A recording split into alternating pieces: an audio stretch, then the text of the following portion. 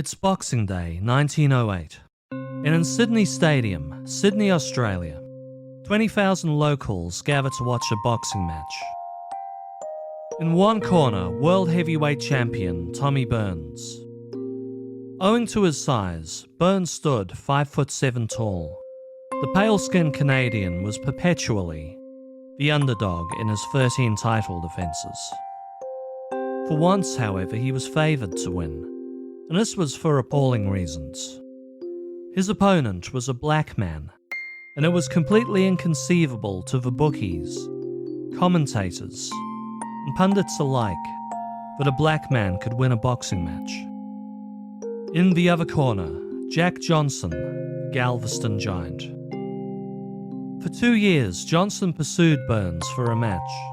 Burns repeatedly demurred, citing the colour line, a rule which said white boxers and black boxers were never to meet in the ring. Hugh "Huge Deal" McIntosh had been the brains behind the match. An Australian sports promoter of some note, he was a complete newcomer to boxing. McIntosh had started out as a guy with a pie cart who sold food outside sporting events. But this had gotten him a foot in the door to put on cycle races in the city. In 1908, a giant American naval fleet was due to dock in Sydney, the fleet having been sent around the world by Theodore Roosevelt as a PR move.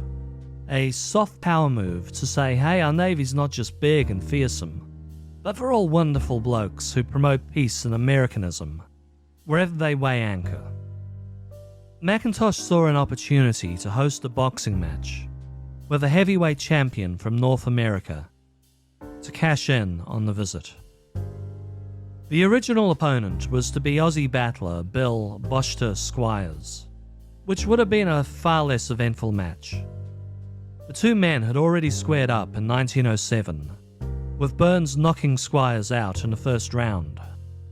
But McIntosh wondered, what if he could convince Burns to face off against Johnson? He asked Burns how much money would it take to make the fight happen. Burns replied £6,000, thinking nobody in their right mind would pay that much. Burns was then horrified when McIntosh shook his hand and agreed to set up the match.